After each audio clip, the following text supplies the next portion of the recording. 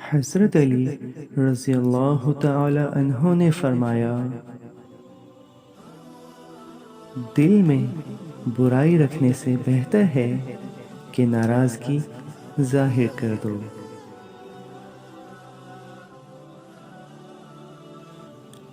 زبان کا وزن بہت ہی ہلکا ہوتا ہے، مگر بہت ہی کم لوگ اسے سنبھال پاتے ہیں۔ اللہ تعالیٰ کو جب کسی بندے کی اصلاح مطلوب ہوتی ہے تو وہ اسے کم بولنے، کم کھانے اور کم سونے کا الہام فرماتے ہیں۔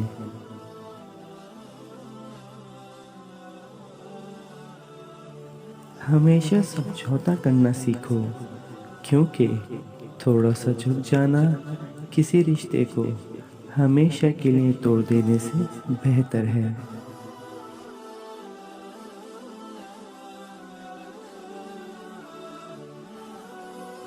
اچھے لوگوں کا تمہاری زندگی میں آنا تمہاری قسمت ہوتی ہے، اور انہیں سنبھال کر رکھنا تمہارا ہنر۔